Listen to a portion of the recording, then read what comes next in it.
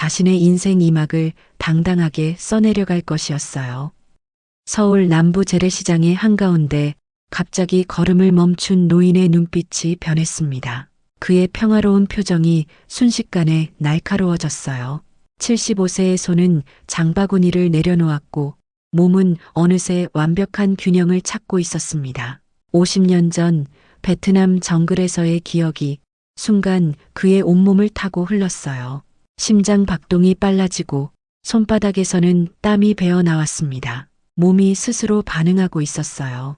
하지만 지금은 전쟁터가 아닌 평화로운 시장이었고 박주모 할아버지는 깊은 숨을 내쉬며 현실로 돌아왔습니다.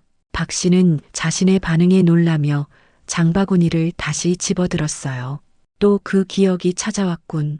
그는 중얼거리며 흔들린 마음을 진정시켰습니다. 매주 목요일 오전 10시 박 씨는 변함없이 이 시장을 찾았답니다. 신선한 야채와 과일을 고르는 소소한 즐거움이 그의 조용한 노후 생활에 작은 활력이 되어 주었거든요. 은퇴 후 10년 넘게 이어온 그의 일상이었어요. 시장은 그에게 안식처나 다름없었습니다. 형형색색 과일이 쌓인 좌판, 갓 구워낸 빵 냄새가 풍기는 베이커리, 싱싱한 생선이 가득한 수산물 코너, 모두 그에게 평화로운 일상의 조각들이었지요. 박 씨는 이런 평범한 나날들이 얼마나 소중한지 잘 알고 있었어요. 젊은 시절 죽음의 그림자가 늘 따라다니던 그 시간을 보낸 후에야 일상이 소중함을 깨닫게 되었으니까요. 아내와 사별한 후로는 더더욱 이 소소한 행복에 의지하며 살았습니다. 아들 가족은 미국에 살고 있어 1년에 한두 번 보는 게 전부였고 손자 현우는 한국에서 대학을 다니고 있지만 바쁜 학교 생활로 한 달에 한 번 찾아오는 게 고작이었거든요. 그래서 이 시장의 사람들은 그에게 또 다른 가족 같은 존재였어요. 시장 입구를 지나 과일 가게로 향하던 박 씨의 귀에 언성 높은 목소리가 들려왔습니다. 한 청년이 작은 반찬 가게 주인을 향해 손가락을 가리키며 소리치고 있었어요. 박 씨는 무심코 그쪽을 바라봤지만 곧 시선을 돌려 자신의 길을 계속 가려 했습니다. 참 시끄럽네. 박 씨는 중얼거리며 길을 재촉했어요. 이제는 그런 일에 끼어들 나이도 체력도 아니라고 생각했거든요. 하지만 그의 발걸음은 자꾸만 느려졌습니다. 청년의 목소리는 점점 더 거칠어졌고 주변 상인들은 고개를 돌려 모른 척했어요. 검은 가죽 재킷을 입은 그 청년은 완장을 두른 듯한 태도로 시장을 활보했습니다. 그의 뒤로는 비슷한 옷차림의 2명이 더 따라다녔어요. 문신이 새겨진 두꺼운 팔뚝, 허리춤에 은근히 드러나는 둥기의 형체. 그들이 어떤 부류인지는 한눈에 알아볼 수 있었습니다. 보호비 2배로 올린다고 했잖아요. 장사도 안 되는데 더 못 내요. 반찬 가게 주인의 떨리는 목소리가 들렸어요. 뭐, 안 된다고? 이 동네가 얼마나 평화로운지 알아? 그게 다 누구 덕분인지 생각해봐. 청년이 좌판을 내리치며 소리쳤습니다. 주변의 물건들이 흔들렸고 몇몇 반찬통이 바닥에 떨어져 내용물이 쏟아졌어요. 박 씨의 시선이 반찬 가게 주인에게 향했습니다. 젊은 여성의 얼굴에 공포가 스쳐 지나가는 것이 보였어요. 그녀의 눈에는 눈물이 고여 있었고 떨리는 손으로 앞치마를 꼭 쥐고 있었습니다. 아마도 30 초반쯤 되어 보이는 그녀는 최근에 시장에 자리를 잡은 듯 했어요. 박 씨는 그녀가 종종 늦게까지 가게를 정리하는 모습을 본 적이 있었습니다. 열심히 살아가는 모습이 안쓰러웠어요. 정말 상관없는 일인데 박 씨는 다시 한번 중얼거렸어요. 하지만 그의 발은 이미 반찬 가게 쪽으로 향하고 있었답니다. 수십 년 전 그를 움직이게 했던 그 본능, 약자를 보호해야 한다는 깊은 책임감이 다시 고개를 들었거든요. 50년 전 그는 전혀 다른 사람이었어요. 베트남 정글 속에서 특수 임무를 수행하던 군인, 팀원들의 목숨을 책임지던 지휘관, 그리고 적진에 침투하는 그림자와도 같은 존재였죠. 맹호부대 소속 특수작전팀의 일원으로 그가 완수한 임무들은 대부분 기록에도 남지 않았습니다. 너무 위험하고 너무 비밀스러운 작전들이었으니까요. 하지만 전쟁이 끝난 후 박 씨는 그 모든 기억을 마음 깊숙이 묻어두었어요. 평범한 회사원으로 돌아와 남들과 다름없는 삶을 살기로 결심했습니다. 그리고 지금의 박 씨는 그저 평범한 은퇴 노인일 뿐이었어요. 적어도 지금까지는 그랬습니다. 저기요. 박 씨는 조심스럽게 상황에 개입했어요. 검은 재킷의 청년이 느리게 고개를 돌렸습니다. 그의 눈빛에는 노골적인 짜증과 경멸이 묻어났어요. 날카로운 눈매와 짧게 깎은 머리, 턱 아래로 이어지는 옅은 칼자국까지 그는 전형적인 거리의 폭력배였습니다. 뭐야 할배, 당장 꺼져. 여기 볼 일 없음 썩 나가. 청년이 무시하듯 내뱉었습니다. 박 씨는 담담한 표정을 유지했어요. 간절히 지키고 싶었던 평화로운 일상이 이 순간 위태로워지고 있음을 직감했거든요. 가죽 재킷을 입은 청년의 모습은 어떤 의미에서는 익숙했어요. 베트남에서도 그런 눈빛을 가진 이들을 많이 봤거든요. 과시와 허세로 위협하는 그들의 모습. 하지만 실제로는 얼마나 나약한지 잘 알고 있었습니다. 그런 자들은 대개 진짜 위험을 마주한 적이 없었어요. 진짜 살기를 느껴본 적이 없는 사람들이었죠. 그냥 좀 조용히 해주시면 좋겠네요. 박 씨가 차분하게 말했어요. 그의 목소리는 낮고 안정되어 있었습니다. 특수부대 시절 그는 팀원들에게 이런 목소리로 지시를 내렸고 그 차분함이 팀에 안정감을 주곤 했었죠. 청년은 잠시 놀란 표정을 지었다가 이내 비웃음을 지었습니다. 그의 두 동료도 천천히 박 씨 쪽으로 몸을 돌렸어요. 3명의 젊은 남성들이 한 노인을 둘러싸는 구도가 형성되었습니다. 어르신, 그냥 가세요. 괜찮아요. 반찬 가게 주인 여성이 걱정스러운 눈빛으로 말했어요. 그녀는 눈짓으로 박 씨에게 상황에 끼어들지 말라는 신호를 보냈습니다. 하지만 박 씨의 마음은 이미 정해져 있었어요. 야, 아줌마, 할배 걱정할 시간에 돈이나 챙겨. 내일까지 2배로 가져와. 알았어? 청년이 여성에게 경고하듯 말했습니다. 그리고는 다시 박 씨에게 시선을 돌렸어요. 가죽 재킷의 청년이 박 씨를 향해 한 걸음 다가왔습니다. 그의 키는 박 씨보다 한 뼘 이상 컸고 어깨도 2배는 넓어 보였어요. 젊음의 힘이 넘치는 몸이었습니다. 청년은 위협적으로 가까이 다가와 박 씨의 얼굴을 내려다보았습니다. 이봐 할배, 오늘 왜 이렇게 재수없게 구는 거야? 응? 죽고 싶어? 청년이 박 씨의 어깨를 손가락으로 툭툭 쳤어요. 그 순간 박 씨의 눈빛이 미세하게 변했습니다. 아주 오래된 그러나 결코 사라지지 않은 어떤 본능이 서서히 깨어나고 있었어요. 시장 구석구석에서 사람들이 이 광경을 지켜보고 있었습니다. 누군가는 핸드폰을 꺼내 몰래 동영상을 찍기 시작했어요. 평범한 할아버지와 젊은 조폭의 대치. 그들은 이 상황이 어떻게 진행될지 전혀 예상치 못했습니다. 젊은이 이제 그만하지. 박 씨가 청년을 향해 말했어요. 그의 목소리에는 특별한 힘이 실려 있었습니다. 뭐라고? 이 할배가 미쳤나? 청년이 믿을 수 없다는 표정으로 비웃었어요. 이분은 힘들게 장사하시는 분인데 왜 괴롭히나요? 젊은 사람이. 박 씨의 말투는 여전히 공손했지만 그 안에 담긴 단호함은 누구라도 느낄 수 있었습니다. 청년의 얼굴이 순간 붉어졌어요. 노인 앞에서 체면을 구긴 것 같은 느낌이 들었던 걸까요? 그는 주먹을 꽉 쥐었다가 펴기를 반복했습니다. 박 씨의 손가락이 미세하게 떨렸어요. 그것은 나이 때문이 아니었습니다. 50년 동안 잠들어 있던 감각이 깨어나는 느낌. 박 씨는 자신의 몸이 기억하고 있다는 사실에 놀랐어요. 수십 년이 지났음에도 그의 근육은 위험 앞에서 정확히 어떻게 반응해야 하는지 알고 있었습니다. 지금 이 순간 한 노인의 과거와 현재가 충돌하려 하고 있었습니다. 평화로운 은퇴 생활과 격동적인 젊은 시절의 기억, 그 교차점에서 박 씨는 선택을 해야 했어요. 가죽 재킷의 청년이 다시 손을 뻗었을 때 박 씨의 모든 감각은 최고조로 깨어났습니다. 이제 시장의 평화는 깨어질 참이었어요. 아무도 예상치 못한 방식으로 말이죠. 청년의 손이 박 씨의 가슴팍을 거칠게 밀었습니다. 예상치 못한 힘에 노인의 몸이 뒤로 비틀거렸어요. 장바구니가 바닥에 떨어지며 사과 몇 개가 대굴대굴 굴러갔습니다. 꺼져, 할아버지. 참견하지 말고 집에 나가. 청년이 거칠게 내뱉었어요. 그의 목소리에는 노골적인 경멸이 묻어났습니다. 동료들도 낄낄거리며 웃음을 참지 못했어요. 박 씨는 천천히 몸을 바로 세웠습니다. 손이 자연스럽게 왼쪽 무릎을 스쳤어요. 오래된 총상 흉터가 있는 자리였습니다.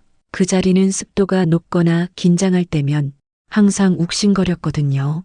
반찬 가게 주인 여성이 황급히 달려와 박 씨의 팔을 부축했습니다. 어르신, 괜찮으세요? 제발 그냥 가세요. 그녀의 목소리는 떨리고 있었어요. 공포와 미안함이 뒤섞인 눈빛이었습니다. 야, 아줌마. 이 할배 아는 사람이야? 청년이 위협적으로 물었어요. 여성은 고개를 저었지만 여전히 박 씨의 팔을 붙잡고 있었습니다. 그냥 손님분이세요. 몸도 불편하신데 그러지 마세요. 여성이 조심스럽게 말했어요. 난 괜찮소. 박 씨가 차분하게 대답했습니다. 그의 손이 여성의 팔을 부드럽게 내렸어요. 장사하는 분한테 왜 그러는지 이해가 안 되는군요. 청년이 코웃음을 쳤습니다. 할배, 진짜 귀찮게 구네. 내가 왜 그러냐고. 이게 우리 구역이니까 그런 거지. 그가 한 걸음 더 다가와 박 씨의 얼굴 가까이에 자신의 얼굴을 들이밀었어요. 이해돼? 안 돼? 귀도 안 들려? 시장 사람들은 모두 고개를 돌려 모른 척했습니다. 누구도 개입하고 싶지 않았던 거예요. 하지만 몇몇은 여전히 스마트폰으로 이 상황을 몰래 촬영하고 있었습니다. 박 씨는 청년의 눈을 정면으로 바라봤어요. 그의 흔들림 없는 눈빛에 청년이 잠시 당황한 표정을 지었습니다. 보통 노인들은 이런 상황에서 겁에 질려 도망치거나 비굴하게 굴복하기 마련이었거든요. 귀는 잘 들립니다만 그런 말투는 처음 듣는군요. 박 씨가 담담하게 말했어요. 제가 어릴 때는 어른에게 그런 식으로 말하면 큰일 났었는데. 청년이 비웃으며 동료들을 향해 말했습니다. 야, 이거 봐라. 할배가 꼰대질하네. 옛날에는 어쩌고 저쩌고. 그리고 다시 박 씨를 향해 목소리를 높였어요. 할아버지, 지금은 2025년이야.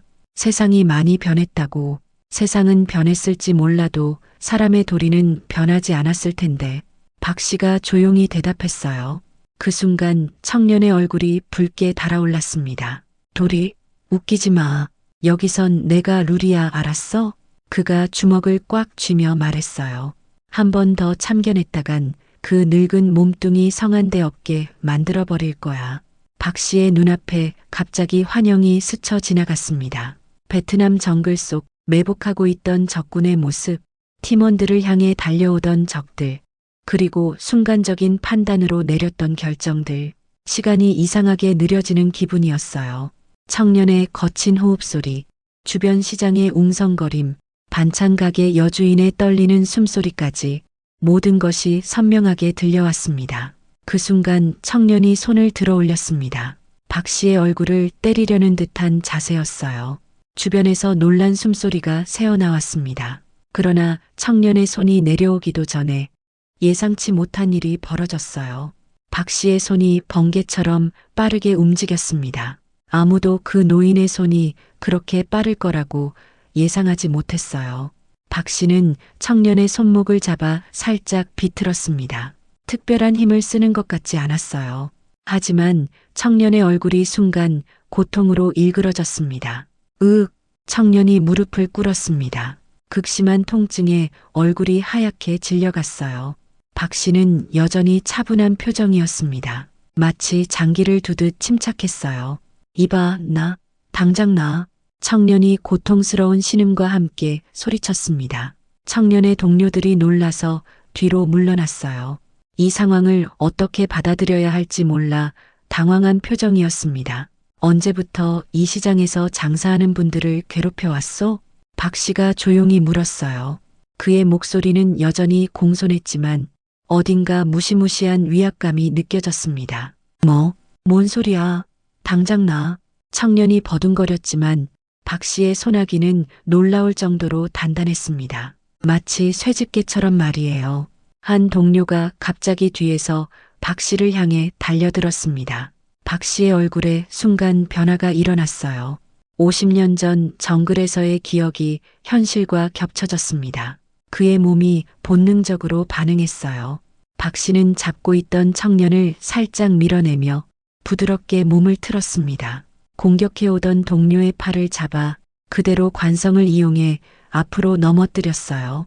그 청년은 어떻게 된 일인지 이해하기도 전에 바닥에 얼굴을 쳐박고 말았습니다. 시장이 순간 얼어붙었어요. 모든 사람들의 시선이 한 노인에게 집중되었습니다. 누구도 이런 상황을 예상하지 못했어요. 75세 노인이 젊은 조폭들을 제압하다니 마치 영화 속 장면 같았습니다. 뭐야 저 할배. 누군가 작게 중얼거렸어요. 박 씨는 자신도 놀란 듯 했습니다. 몸이 기억하고 있었던 거예요. 훈련받은 동작들, 수천 번 반복한 기술들, 그것들이 50년이 지난 지금도 그의 근육 속에 남아 있었던 겁니다. 첫 번째 청년이 비틀거리며 일어났습니다. 그의 눈에는 공포와 분노가 뒤섞여 있었어요. 너 뭐야? 감히 우리한테. 하지만 그의 목소리는 더 이상 위협적이지 않았습니다. 오히려 당황스러움과 두려움이 묻어났어요. 난 그저 평범한 노인일 뿐이요. 박 씨가 담담하게 말했어요. 다만 젊은 시절에 조금 특별한 일을 했을 뿐이지. 세 번째 동료는 이미 몇 걸음 뒤로 물러난 상태였습니다. 상황이 심상치 않다고 판단했던 모양이에요. 그는 주머니에서 전화기를 꺼내 누군가에게 전화를 걸기 시작했습니다. 그 모습을 본 박 씨의 눈빛이 변했어요. 상황이 더 복잡해질 수 있다는 걸 직감했습니다. 베트남에서도 그랬어요. 항상 보이는 적보다 보이지 않는 적이 더 위험했거든요. 여보세요, 형님? 여기 시장에서 좀 이상한 일이. 전화를 걸던 청년이 말하기 시작했어요. 박 씨는 순간 결단을 내렸습니다. 이 상황을 지금 끝내야 했어요. 그는 두 청년 사이를 지나 전화 거는 청년에게 다가갔습니다. 청년은 놀라서 전화를 떨어뜨렸어요. 이봐, 저리 가. 더 이상 다가오지 마. 청년이 겁에 질려 소리쳤습니다. 박 씨는 멈추지 않았어요. 그의 걸음은 느렸지만 확고했습니다. 마치 포식자가 사냥감을 향해 다가가는 듯한 그런 위압감이 느껴졌어요. 청년이 갑자기 주머니에서 작은 칼을 꺼냈습니다. 시장 사람들이 놀라서 비명을 질렀어요. 상황이 갑자기 위험해졌습니다. 다가오면 찌를 거야. 진짜 찌를 거라고. 청년이 떨리는 손으로 칼을 겨누었어요. 박 씨의 표정이 더욱 진지해졌습니다. 그는 잠시 멈춰서서 청년을 바라봤어요. 그리고 차분하게 말했습니다. 내가 젊었을 때는 그것보다 훨씬 큰 칼을 든 사람도 많이 봤네. 청년의 손이 떨려왔습니다. 이 노인에게서 느껴지는 기운이 너무 강렬했어요.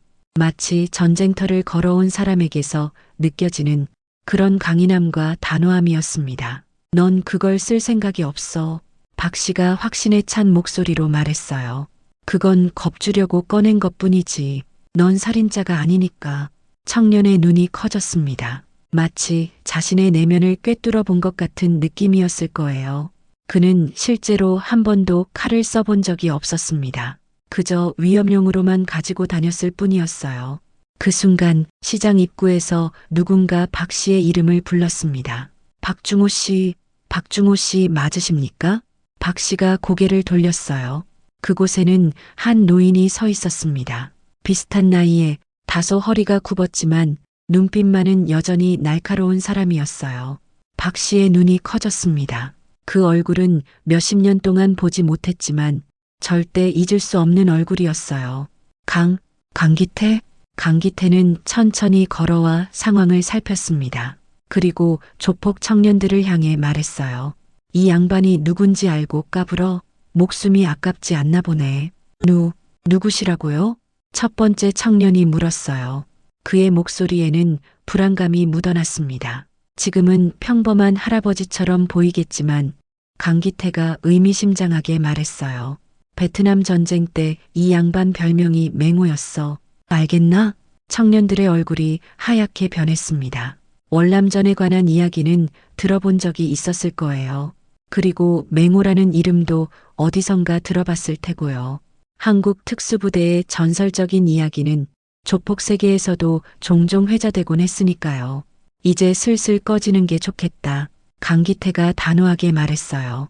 그리고 이 시장에 다시는 얼씬거리지 마라. 알겠나? 청년들은 더 이상 저항할 생각이 없어 보였습니다. 첫 번째 청년이 땅에 떨어진 칼을 주워 주머니에 넣고 두 번째 청년을 부축해 일어나게 했어요. 그들은 뒤도 돌아보지 않고 시장을 빠져나갔습니다. 시장의 긴장감이 가시고 사람들의 웅성거림이 다시 시작되었어요. 점점 더 많은 사람들이 몰려들어 상황을 살폈습니다. 어쩐 일이요, 강동지? 박 씨가 반신반의하는 표정으로 물었어요. 두 노인의 시선이 마주쳤습니다. 수십 년의 세월이 흘렀지만 그들의 눈빛은 여전히 서로를 알아보고 있었어요. 이 시장에서 당신을 볼 거라고는 생각 못했소. 강기태가 감회에 젖은 표정으로 대답했습니다. 하필이면 우리 조카놈들이 당신을 건드리다니. 조카라고요? 박 씨가 놀란 표정으로 물었어요. 친조카는 아니고 내가 지금 조직에서 어르신 역할을 하다 보니. 강기태가 당황한 듯 말을 흐렸습니다. 두 사람의 재회는 예상치 못한 것이었어요. 50년 전 베트남 정글에서 함께 싸웠던 전후 서로 생사조차 모르고 지냈던 특수작전팀의 동료. 그들이 이런 식으로 다시 만나게 될 줄은 누구도 예상하지 못했을 겁니다. 반찬 가게 주인이 조심스럽게 다가왔습니다. 저 어르신 정말 감사합니다. 제가 어떻게 보답해야 할지. 그녀의 눈에는 감사와 놀라움이 동시에 담겨 있었어요.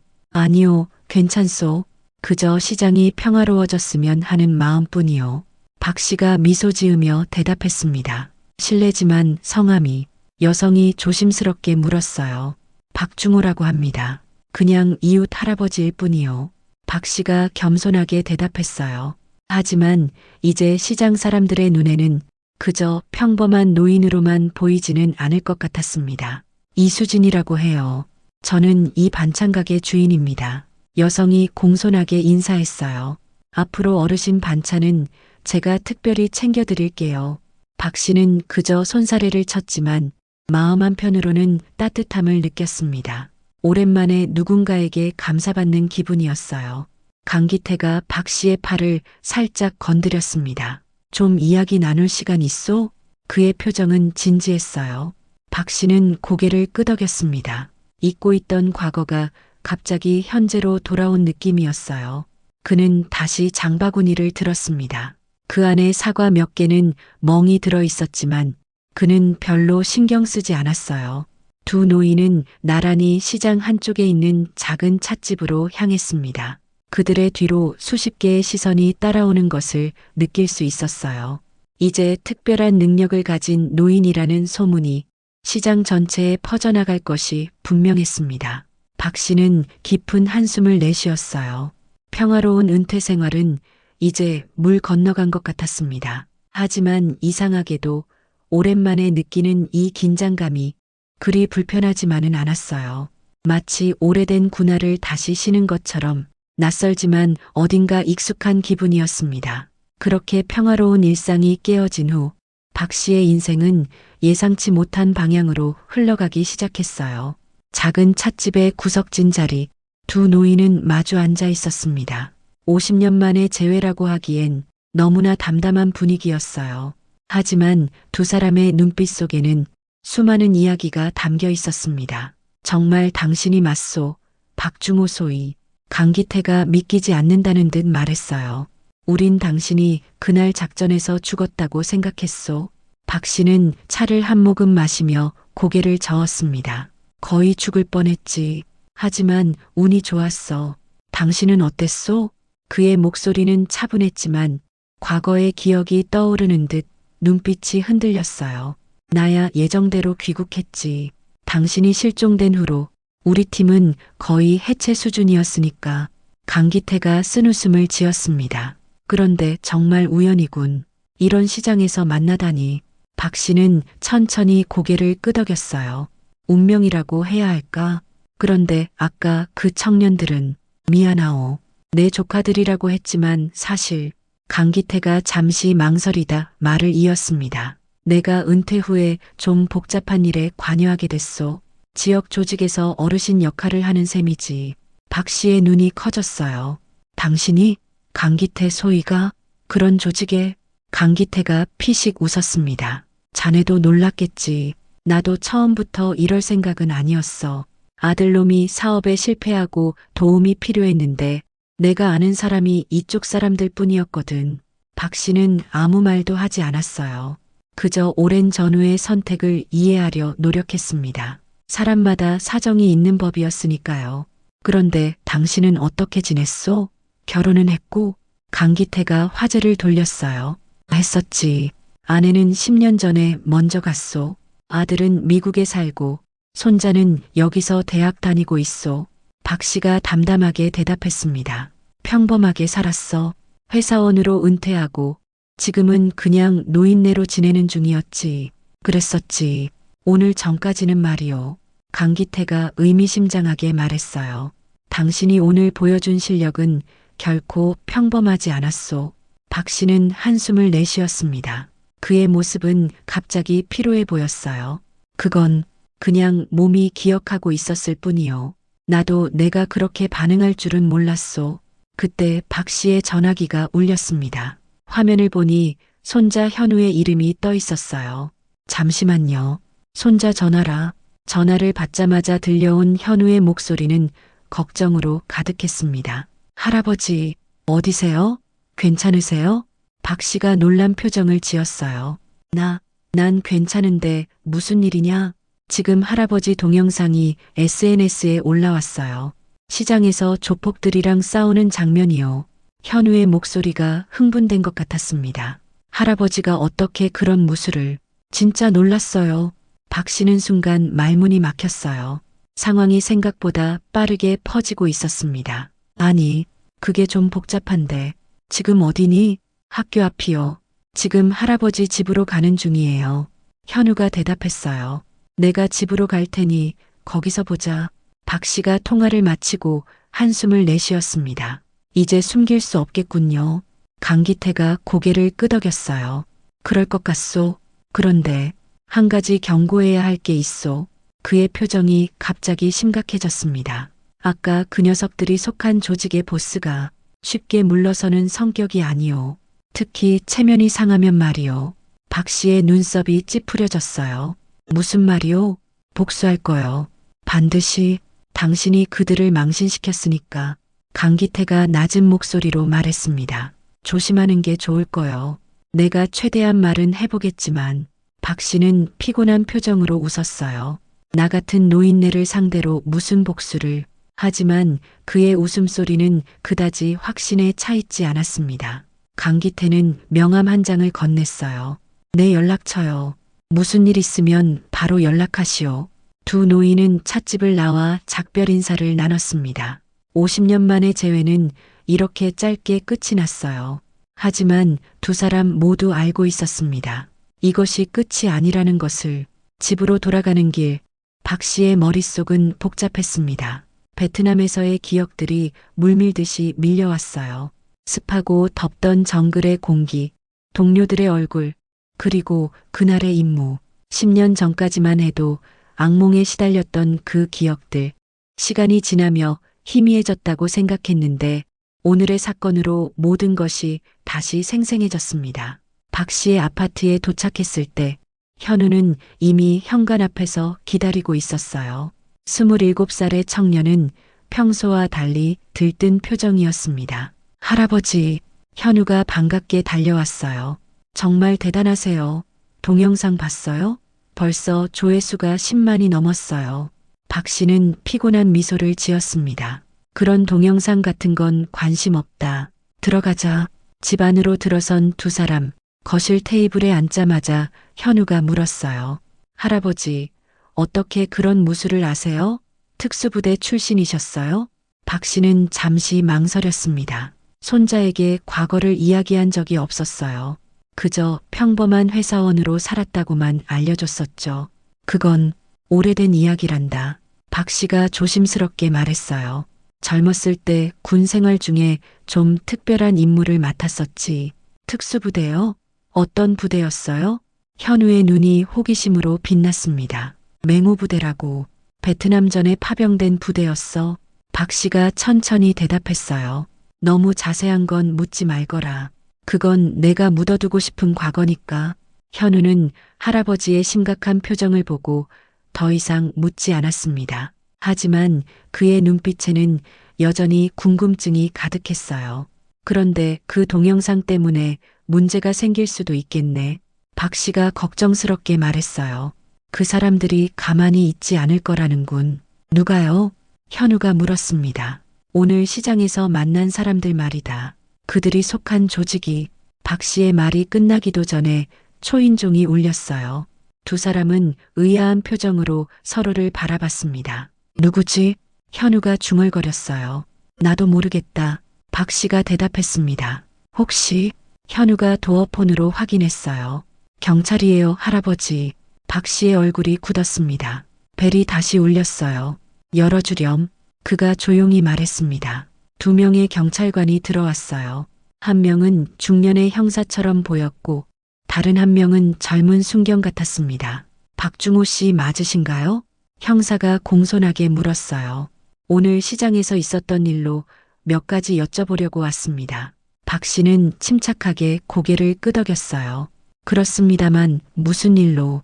신고가 들어왔습니다. 시장에서 폭행 사건이 있었다고요. 형사가 말했어요. 영상을 확인해 보니 박 씨께서 관련되어 계신 것 같아서요. 네, 할아버지가 폭행을요? 현우가 믿을 수 없다는 듯 물었습니다. 그건 말도 안 돼요. 할아버지는 그저 자신을 방어한 것뿐이에요. 형사가 부드럽게 미소 지었어요. 그래서 직접 와서 확인하려는 겁니다. 잠시 이야기 좀 나눌 수 있을까요? 박 씨는 고개를 끄덕였습니다. 물론이지요. 현우가 불안한 표정으로 할아버지를 바라봤어요. 하지만 박 씨의 얼굴은 의외로 평온해 보였습니다. 수십 년 전 그는 이보다 훨씬 더 극한 상황에서도 침착함을 유지하는 법을 배웠으니까요. 형사의 질문이 시작되었어요. 오늘 시장에서 무슨 일이 있었는지 말씀해 주시겠어요? 박 씨는 차분하게 모든 상황을 설명했습니다. 조폭들이 반찬 가게 주인을 괴롭히는 것을 보고 개입하게 된 일, 그들이 먼저 위협하고 폭력을 행사하려 했던 일, 그리고 자신은 단지 방어를 했을 뿐이라는 것까지. 형사는 고개를 끄덕이며 경청했어요. 영상을 봤습니다만 박 씨께서 보여주신 기술이 일반인의 것이 아닌 것 같던데요. 박 씨는 잠시 침묵했습니다. 그리고 차분히 대답했어요. 젊었을 때 특수부대에 있었습니다. 베트남전 참전 용사지요. 형사의 눈빛이 변했어요. 존경의 빛이 스쳐 지나갔습니다. 그러셨군요. 실례지만 어떤 부대셨나요? 맹호부대였소. 하지만 그건 오래된 이야기고. 박 씨가 말을 이었어요. 오늘 일은 그저 우연히 벌어진 일이요. 평화롭게 살고 있었고 앞으로도 그러고 싶을 뿐이요. 형사가 이해한다는 듯 고개를 끄덕였습니다. 피해 신고를 한 사람들은 그쪽 사람들인 것 같습니다. 아시죠? 지역 조직 말입니다. 박 씨는 한숨을 내쉬었어요. 그들이 신고했다고요? 내가 그들을 폭행했다고? 네. 하지만 걱정 마세요. 영상이 있으니 상황은 명확합니다. 형사가 미소 지으며 말했어요. 오히려 그쪽에서 협박과 공갈 혐의로 조사받게 될 겁니다. 박 씨는 안도의 한숨을 내쉬었습니다. 하지만 그의 마음 한편에는 불안감이 자리 잡고 있었어요. 경찰 조사로 끝날 일이 아니라는 걸 알고 있었거든요. 경찰이 떠난 후 거실에는 묘한 침묵이 흘렀습니다. 현우가 조심스럽게 입을 열었어요. 할아버지, 정말 괜찮으신 거예요? 박 씨는 피곤한 미소를 지었습니다. 그럼 내가 뭐가 잘못됐겠니? 하지만 그의 얼굴은 말과 달리 긴장해 보였어요. 베트남전 특수부대, 할아버지가 그런 분이셨다니 믿기지 않아요. 현우가 놀란 듯 말했습니다. 왜 한 번도 말씀해 주지 않으셨어요? 박 씨의 눈빛이 먼 곳을 바라보는 듯 했어요. 말하고 싶지 않았단다. 그건 내 인생에서 가장 어둡고 힘든 시간이었으니까. 그의 목소리가 잠시 떨렸습니다. 오래된 기억들이 되살아나고 있었어요. 우리 부대는 특수 임무를 수행했지. 대부분 공식 기록에도 남지 않은 임무들이었단다. 적진 깊숙이 침투해 정보를 수집하거나 중요 인물을 납치하거나. 박 씨의 말이 잠시 멈췄어요. 그리고 때로는 처리해야 할 대상도 있었지. 현우의 눈이 커졌습니다. 할아버지가 이런 이야기를 한 적이 없었어요. 항상 평범한 회사원으로만 알고 있었거든요. 마지막 임무에서 나는 거의 죽을 뻔했단다. 박 씨가 천천히 말을 이었어요. 팀원 대부분을 잃고 나도 중상을 입었지. 정글에서 혼자 일주일을 버티다가 겨우 구조됐어. 현우는 말없이 할아버지의 이야기를 들었습니다. 눈앞에 평범해 보이는 노인이 그런 극한의 경험을 했다는 게 믿기지 않았어요. 그 후로 난 모든 것을 뒤로하고 평범하게 살기로 했단다. 다시는 그런 삶으로 돌아가지 않겠다고 맹세했지. 박 씨가 쓴웃음을 지었어요. 그런데 오늘 몸이 기억하고 있더구나. 모든 훈련, 모든 기술을 마치 어제 일처럼. 현우가 조심스럽게 물었습니다. 그럼 오늘 시장에서 그 사람들이 정말 위험한 사람들인가요? 박 씨는 잠시 생각에 잠겼다가 대답했어요. 그런 것 같구나.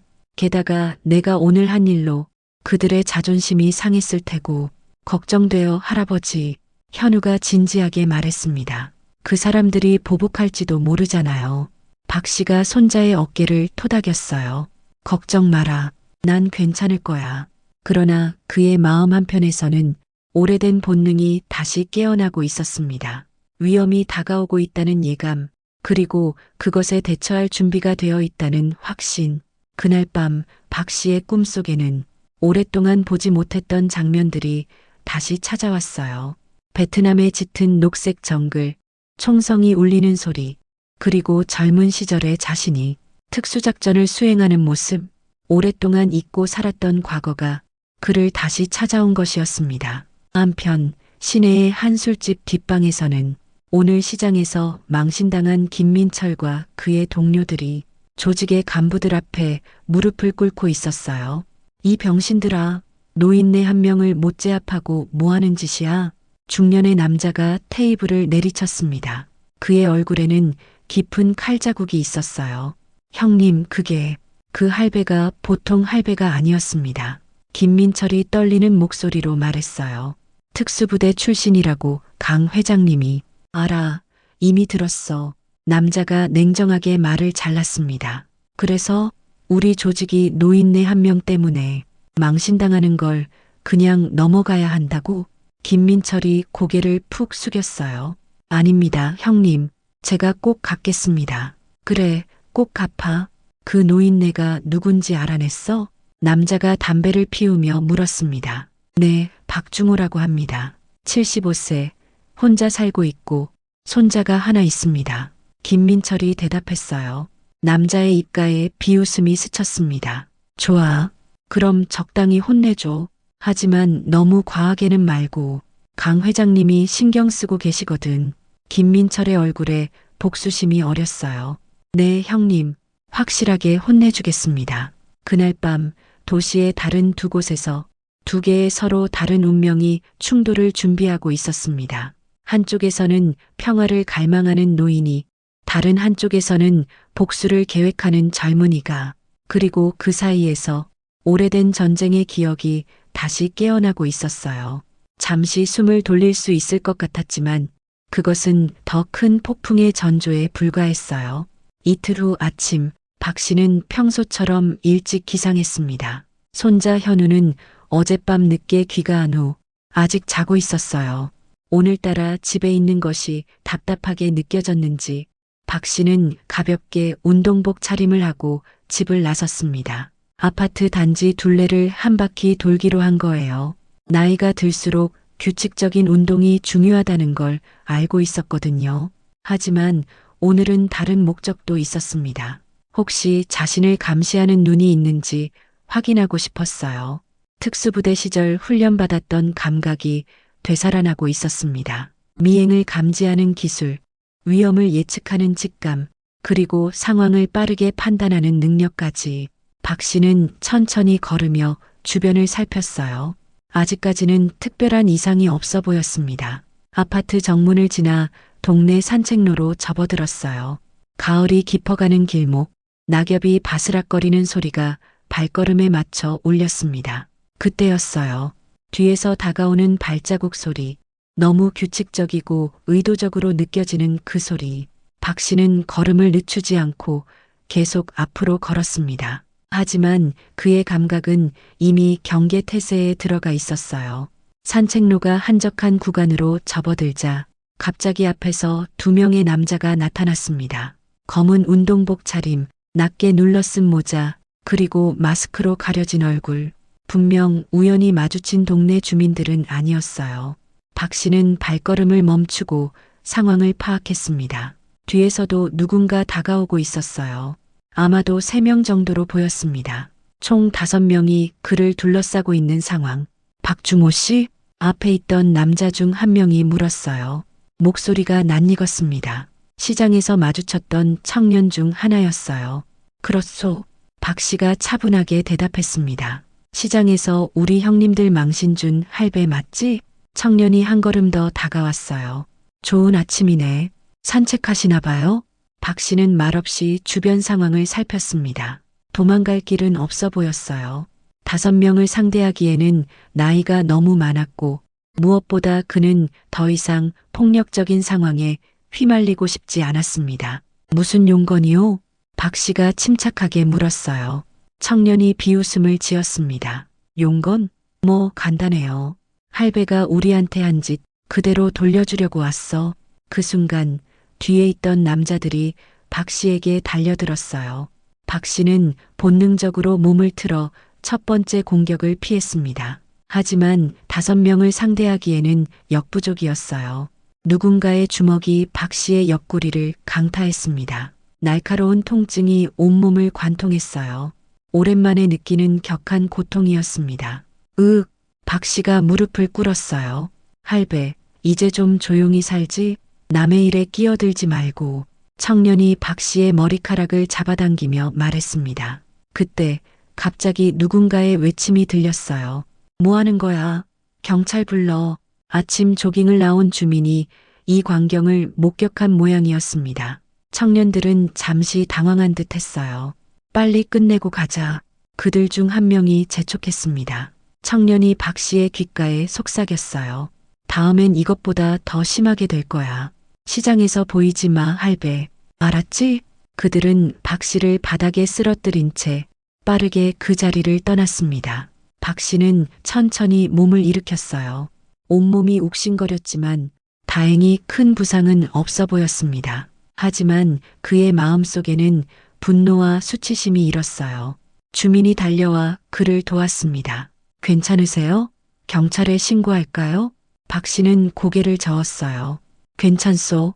그저 오해가 있었을 뿐이요. 하지만 그것은 단순한 오해가 아니었습니다. 전쟁이 시작된 것이었어요. 아파트로 돌아온 박 씨는 거울 앞에서 자신의 모습을 바라봤습니다. 이마에 작은 상처가 났고 입가에는 피가 약간 맺혀 있었어요. 옆구리가 욱신거렸지만 다행히 갈비뼈는 부러지지 않은 것 같았습니다. 그는 천천히 세면대에 물을 틀고 얼굴을 씻었어요. 차가운 물이 얼굴에 닿자 오래된 기억이 되살아났습니다. 베트남 정글 속 동료의 죽음을 목격한 후 임무를 계속해야 했던 그 순간 피와 진흙으로 범벅이 된 얼굴을 계곡물에 씻으며 감정을 억누르던 그때 박 씨는 깊은 한숨을 내쉬었어요. 또 시작되는 건가? 그때 현우가 부엌에서 소리쳤습니다. 할아버지, 아침 드세요. 박 씨는 재빨리 상처를 감추고 방으로 들어가 깨끗한 옷으로 갈아입었어요. 손자에게 걱정을 끼치고 싶지 않았습니다. 식탁에 앉자 현우가 할아버지의 얼굴을 유심히 봤어요. 할아버지, 무슨 일 있으셨어요? 얼굴에 상처가. 아니다. 산책하다가 넘어졌어. 박 씨가 대수롭지 않게 말했습니다. 현우는 반신반의하는 표정이었지만 더 묻지는 않았어요. 대신 휴대폰으로 무언가를 보여주었습니다. 할아버지, 이거 보세요. 어제 그 동영상 조회수가 50만이 넘었어요. 댓글도 엄청나게 달렸고요. 박 씨는 관심 없다는 듯 고개를 저었어요. 하지만 현우는 계속 말을 이었습니다. 사람들이 할아버지를 시장의 영웅이라고 부르고 있어요. 중년의 전설이라고도 하고 내가 무슨 영웅이야. 그저 나이든 퇴역 군인일 뿐이지. 박 씨가 쓴웃음을 지었어요. 그런데 할아버지, 현우의 표정이 갑자기 진지해졌습니다. 이거 보세요. 현우가 보여준 화면에는 시장의 한 가게가 엉망이 된 모습이 담겨 있었어요. 반찬 용기들이 바닥에 나뒹굴고 유리창이 깨져 있는 모습이었습니다. 이게 뭐지? 박 씨가 놀라서 물었어요. 어젯밤에 누군가 이수진 씨 가게를 습격했대요. SNS에 올라온 글인데 아마도 그날 시장에서 할아버지랑 싸웠던 사람들이 한 집 같아요. 박 씨의 얼굴이 굳었습니다. 이수진, 그 젊은 여성이 피해를 입었다니 그의 개입이 오히려 상황을 악화시킨 걸까요? 주소가 어디지? 박 씨가 급하게 물었어요. 네, 여기요. 현우가 주소를 알려주었습니다. 나 좀 나갔다 올게. 박 씨가 자리에서 일어났어요. 할아버지, 어디 가세요? 위험할 수도 있어요. 현우가 걱정스러운 표정으로 물었습니다. 걱정 마라. 금방 돌아올게. 박 씨의 말투는 단호했어요. 시장으로 향하는 버스 안에서 박 씨의 마음은 복잡했습니다. 그의 개입 때문에 무고한 이수진이 피해를 입었다는 죄책감, 그리고 이제 자신이 해야 할 일에 대한 고민이 교차했어요. 옆구리가 여전히 아팠지만 그보다 더 아픈 것은 마음이었습니다. 평화롭게 살고 싶었던 소망은 이제 물거품이 된 것 같았어요. 시장에 도착했을 때 평소와 달리 적막한 분위기가 느껴졌습니다. 상인들은 모두 조용히 장사를 하고 있었고 대화하는 사람도 거의 없었어요. 마치 무언가 무서운 일이 일어난 후에 침묵 같았습니다. 박 씨는 이수진의 반찬 가게로 향했어요. 가게는 문이 닫혀 있었고 창문에는 휴업이라고 적힌 종이가 붙어 있었습니다. 유리창은 임시로 합판으로 막아놓은 상태였어요. 찾으시는 분인가요? 옆 가게 주인이 조심스럽게 물었습니다. 네, 이수진 씨를 찾고 있습니다. 혹시 어디 계신지 아세요? 박 씨가 공손하게 물었어요. 그 노인분이시군요. 동영상에서 봤어요. 가게 주인이 박 씨를 알아보고 말했습니다. 네, 맞습니다. 이수진 씨는 괜찮으신가요? 박 씨가 걱정스럽게 물었어요. 다행히 사람은 다치지 않았어요. 가게만 엉망이 됐죠. 지금은 친구네 집에 가 있을 거예요. 너무 놀란 것 같았어요. 가게 주인이 계속해서 말했습니다. 어제 밤에 갑자기 찾아와서 난리를 쳤대요. 다들 그 조폭들이라고 하더군요. 박 씨의 얼굴이 어두워졌어요. 혹시 연락처라도 알 수 있을까요? 가게 주인이 잠시 망설이다가 말했습니다. 제가 연락해 볼게요. 잠시만요. 몇 분 후 이수진이 시장 뒤편 작은 공원에서 만나자고 했다는 소식을 들었어요. 박 씨는 약속 장소로 향했습니다. 공원 벤치에 앉아 있는 이수진을 발견했어요. 그녀는 평소보다 창백해 보였고 눈 밑에는 다크서클이 짙게 내려와 있었습니다. 잠을 제대로 이루지 못한 것 같았어요. 이수진 씨, 박 씨가 조심스럽게 다가갔습니다. 이수진이 고개를 들어 박 씨를 바라봤어요. 그녀의 눈에는 복잡한 감정이 담겨 있었습니다. 두려움, 안도감, 그리고 약간의 원망까지. 박 선생님, 이수진이 힘없이 인사했어요. 정말 죄송합니다. 제가 도우려다가 오히려. 박 씨가 미안한 마음으로 말했습니다. 이수진이 고개를 저었어요. 아니에요. 선생님 잘못이 아닙니다. 그 사람들은 원래 그랬어요. 언젠가는 이런 일이 생겼을 거예요. 가게는 많이 망가졌습니까? 박 씨가 물었어요. 네, 다 부숴놓고 갔어요. 물건도 다 엎어버리고. 이수진의 목소리가 떨렸습니다. 하지만 더 무서운 건 그 사람들이 다시 올 거라고 협박한 거예요. 시장에서 장사를 계속하면 더 심한 일이 벌어질 거라고. 박 씨의 마음이 무거워졌어요. 그의 행동이 이런 결과를 낳을 줄은 몰랐습니다. 그저 약자를 도우려 했을 뿐인데 오히려 더 큰 문제를 만들어 버렸어요. 이수진이 갑자기 물었습니다. 박 선생님, 정말 특수부대 출신이세요? 그건 어떻게? 박 씨가 놀라서 물었어요. 동영상 댓글에 다들 그렇게 말하더라고요. 처음엔 안 믿었는데 그날 선생님의 모습을 보니 박 씨는 잠시 침묵했다가 고개를 끄덕였어요. 오래전 일입니다. 젊은 시절의 이야기지요. 이수진이 간절한 눈빛으로 박 씨를 바라봤어요. 저 도와주실 수 있나요? 저는 이 시장을 떠날 수 없어요.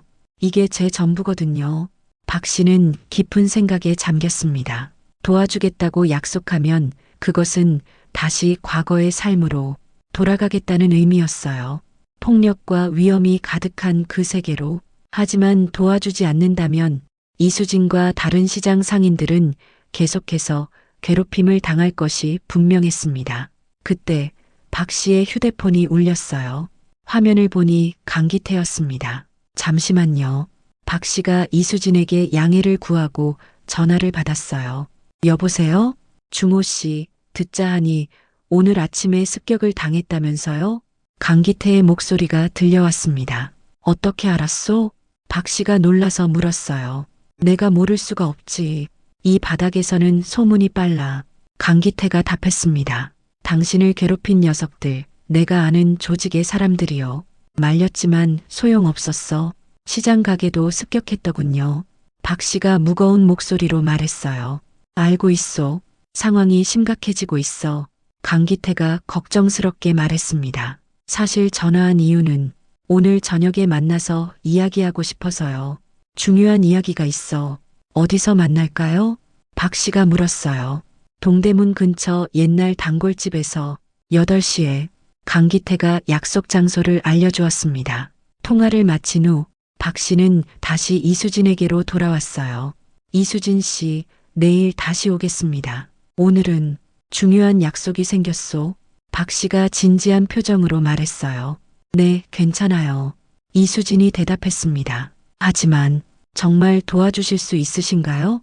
박 씨는 단호하게 고개를 끄덕였어요. 최선을 다하겠소. 그는 마음속으로 결심했습니다. 더 이상 평화로운 노후만을 생각할 시간이 아니었어요. 약자를 지키기 위해 다시 한번 일어서야 했습니다. 집으로 돌아가는 길, 박 씨는 옛 전우와의 만남을 준비하기 위해 머릿속으로 여러 가능성을 검토했어요. 이제 그에게는 두 가지 선택지밖에 없었습니다. 모든 것을 뒤로하고 이 지역을 떠나거나 아니면 끝까지 맞서 싸우거나. 어느 쪽이든 그의 평화로운 일상은 이제 끝난 것이었어요. 모든 것이 끝난 듯 했어요. 하지만 진짜 중요한 순간은 이제부터였거든요. 동대문 근처 낡은 식당, 오래된 추억이 담긴 그곳에서 박 씨와 강기태가 마주 앉았습니다. 메뉴는 예전 그대로였고 사장님도 여전히 같은 분이었어요. 다만 둘의 모습만 50년이라는 세월만큼 달라져 있었죠. 벌써 50년이 지났구먼. 강기태가 소주잔을 들며 말했어요. 맹호작전 이후로 한 번도 이렇게 앉아서 술을 마시지 못했소. 박 씨도 잔을 들었습니다. 많은 것이 변했소.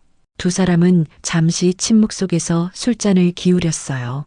50년 전 그들이 함께 수행했던 비밀 작전의 기억이 두 노인의 마음속에 동시에 떠올랐습니다. 기억하시오? 68년 그 작전을.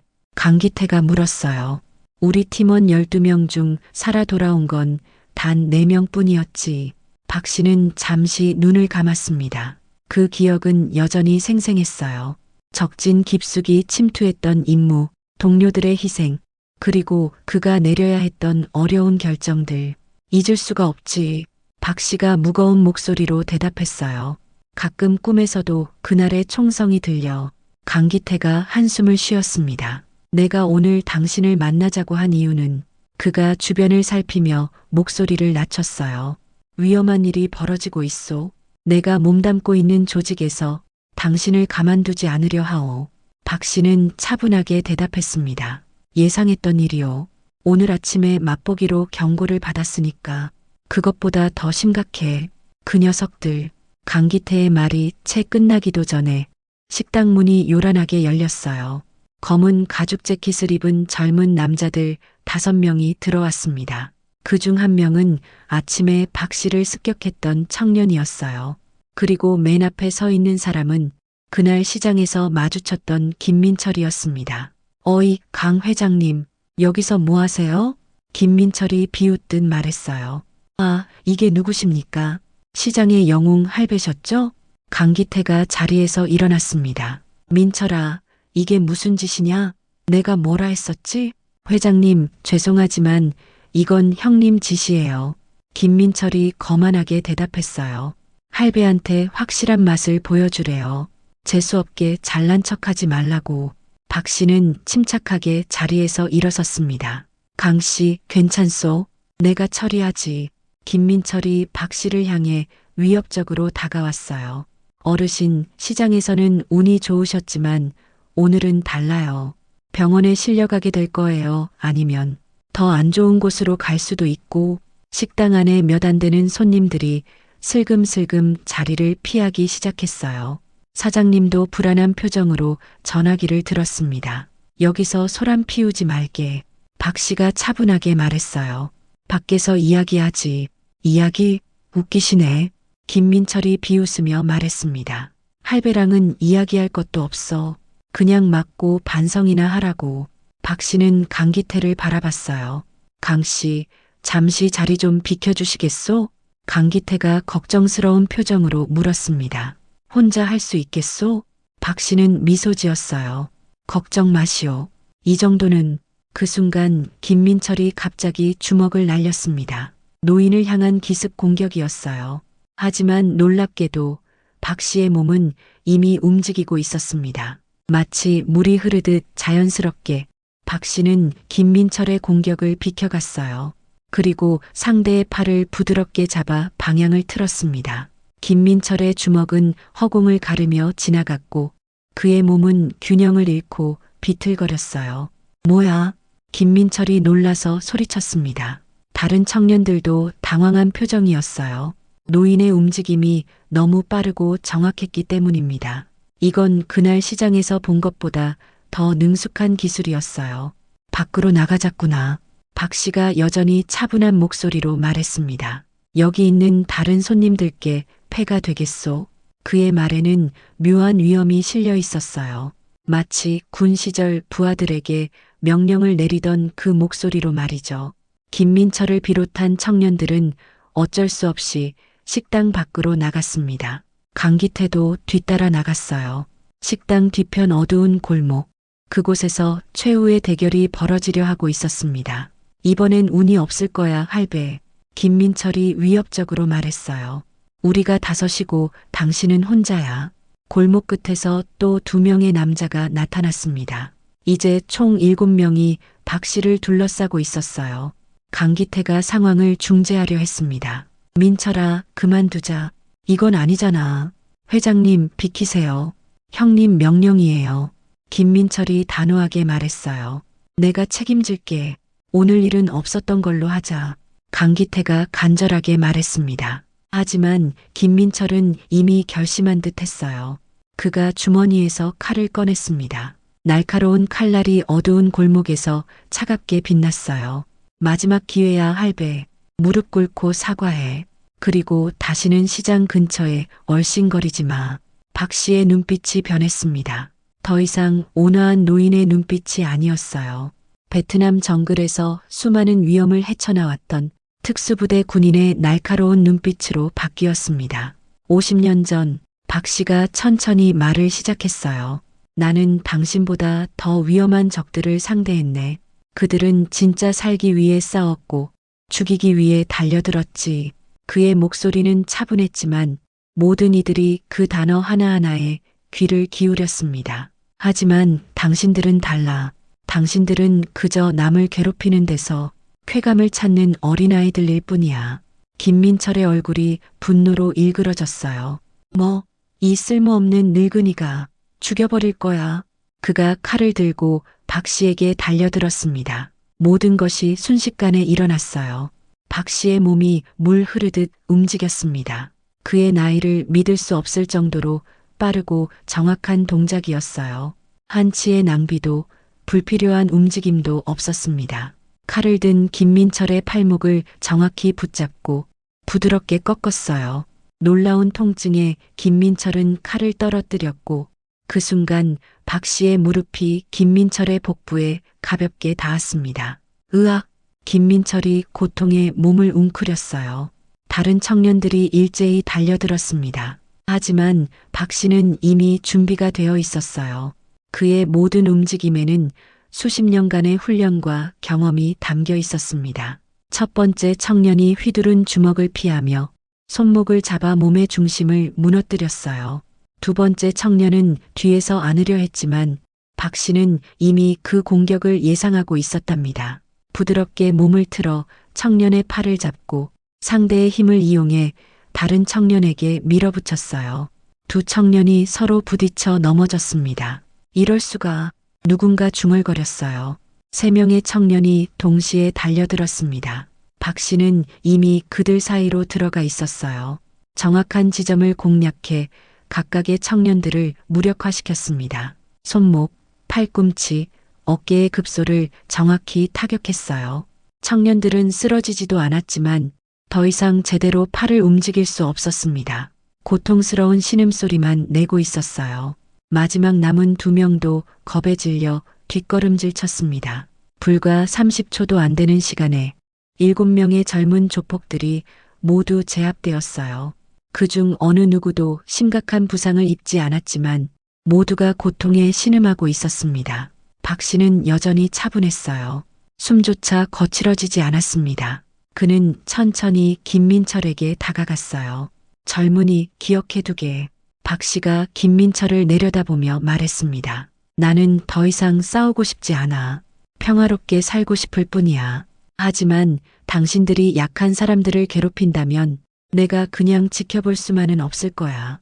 그의 목소리에는 강한 확신이 담겨 있었어요. 50년 전 정글에서 임무를 수행하던 그 결연한 의지가 다시 한번 빛을 발하는 순간이었습니다. 누구세요, 진짜로? 김민철이 떨리는 목소리로 물었어요. 박 씨는 잠시 생각에 잠겼다가 대답했습니다. 나는 그저 평범한 노인이야. 다만 젊은 시절에 조국을 위해 목숨을 걸었던 사람일 뿐이지. 강기태가 놀란 표정으로 박 씨를 바라봤어요. 여전하군요, 중호 씨. 50년이 지났지만 당신은 여전히 맹호로군요. 박 씨는 쓴웃음을 지었습니다. 아니요. 나는 이제 그저 박중호일 뿐이요. 그때였어요. 골목 입구에서 누군가가 박수를 치는 소리가 들렸습니다. 모두가 그쪽을 바라봤어요. 중년의 남자가 2명의 경호원을 대동하고 서 있었습니다. 그의 얼굴에는 깊은 칼자국이 있었어요. 정말 인상적이군요. 박중호 선생님. 남자가 천천히 걸어오며 말했습니다. 7명을 상대로 이렇게 깔끔하게 제압하다니. 강기태가 놀란 표정으로 그를 바라봤어요. 형님, 어쩐 일로? 강 회장, 오랜 친구를 만나러 온 건가? 날 배제하고? 남자가 빈정거리듯 말했습니다. 아닙니다, 형님. 그냥. 강기태의 목소리가 떨렸어요. 남자는 박 씨를 향해 공손하게 고개를 숙였습니다. 서진호라고 합니다. 이 지역을 담당하고 있죠. 박 씨는 아무 말도 하지 않았어요. 그저 이 상황을 예의주시할 뿐이었습니다. 제 부하들이 실례했군요. 서진호가 바닥에 쓰러진 청년들을 내려다보며 말했어요. 젊은 애들이라 혈기가 넘쳐서 말이죠. 그가 김민철을 발로 툭 차며 말했습니다. 일어나, 이 바보 같은 녀석아. 선생님께 사과해. 김민철을 비롯한 청년들이 놀란 표정으로 보스를 바라봤어요. 네, 형님, 이게 무슨, 내가 뭐라고 했어? 사과하라고. 서진호의 목소리가 갑자기 날카로워졌습니다. 김민철은 어쩔 수 없이 박 씨를 향해 고개를 숙였어요. 죄송합니다. 서진호가 만족스러운 표정으로 웃었습니다. 이제 됐어. 다들 꺼져. 청년들은 혼란스러운 표정으로 자리를 떠났어요. 이제 골목에는 박 씨, 강기태, 서진호와 그의 경호원들만 남았습니다. 박 선생님, 한 가지 제안이 있습니다. 서진호가 부드러운 목소리로 말했어요. 우리 조직에서 어르신 역할을 해주시면 어떨까요? 강 회장처럼 말이죠. 경험과 지혜가 필요합니다. 박 씨가 고개를 저었어요. 사양하겠소. 그런 세계는 이제 내게 맞지 않소. 아쉽군요. 서진호가 한숨을 쉬었습니다. 하지만 최소한 우리가 서로를 존중하는 관계가 되었으면 합니다. 앞으로 시장에서는 아무도 선생님을 괴롭히지 않을 겁니다. 박 씨가 의심스러운 눈빛으로 물었어요. 반찬 가게 주인도 마찬가지겠지요? 물론입니다. 모든 시장 상인들이 평화롭게 장사할 수 있게 하겠습니다. 서진호가 확신에 찬 목소리로 대답했어요. 저희도 사업이 잘 되려면 지역 상권이 활성화되어야 하니까요. 강기태가 안도의 한숨을 내쉬었습니다. 두 사람의 전쟁이 피해진 것 같았어요. 다만 한 가지 조건이 있습니다. 서진호가 말을 이었어요. 가끔 저희 젊은 친구들에게 한두 가지 기술을 가르쳐 주시면 좋겠군요. 오늘 본 실력은 정말 인상적이었습니다. 박 씨는 잠시 생각에 잠겼다가 고개를 저었어요. 그건 가르칠 수 있는 것이 아니오. 오랜 시간 목숨을 걸고 익힌 것들이니까. 서진호는 아쉬워하면서도 이해한다는 듯 고개를 끄덕였습니다. 그렇군요. 그럼 이만 물러가겠습니다. 서진호와 그의 경호원들이 떠난 후 강기태가 안도의 한숨을 내쉬었어요. 정말 위험할 뻔했소. 진호 형님이 직접 나타나다니. 그가 보스인가? 박 씨가 물었습니다. 네, 이 지역 조직의 최고 책임자지요. 과거에 조폭 출신이지만 지금은 합법적인 사업체도 여럿 운영하고 있소. 강기태가 설명했어요. 그가 당신을 인정한 것 같소. 정말 다행이야. 박 씨는 깊은 생각에 잠겼습니다. 이런 식으로 문제가 해결될 줄은 몰랐어요. 하지만 그는 여전히 경계하고 있었습니다. 오랜 특수부대 경험으로 보았을 때 이런 상황은 언제든 바뀔 수 있었거든요. 이제 어떻게 할 거요? 강기태가 물었어요. 평범하게 살려고 노력해 볼 생각이요. 물론 필요하다면 다시 나설 준비도 되어 있지만 박 씨가 대답했습니다. 두 노인은 함께 골목을 빠져나왔어요. 50년 전의 전우에는 여전히 그들 사이에 살아 있었습니다. 이번 주말에 시간 있소? 다른 생존 전우들도 만나보는 게 어떻겠소? 강기태가 제안했어요. 박 씨는 미소 지었습니다. 좋은 생각이군요. 그날 밤 박 씨는 오랜만에 편안한 마음으로 잠자리에 들었습니다. 그의 내면에서는 무언가가 변화했어요. 50년간 묻어두었던 과거와 화해한 듯한 느낌이었습니다. 그는 이제 알았어요. 자신이 누구인지 그리고 앞으로 어떤 사람으로 살아갈지. 박중호 75세의 평범한 노인이자 필요하다면 다시 한번 맹호가 될 준비가 된 사람. 그렇게 오랜 기다림과 갈등은 끝이 났어요. 이제 남은 것은 새로운 시작이었죠. 그로부터 일주일 후 시장은 다시 활기를 되찾았습니다. 상인들은 더 이상 조폭들의 위협 없이 자유롭게 장사를 할 수 있게 되었어요. 이수진의 가게도 새 단장을 마치고 다시 문을 열었습니다. 박 씨가 시장을 찾았을 때 이전과는 다른 분위기를 느낄 수 있었어요.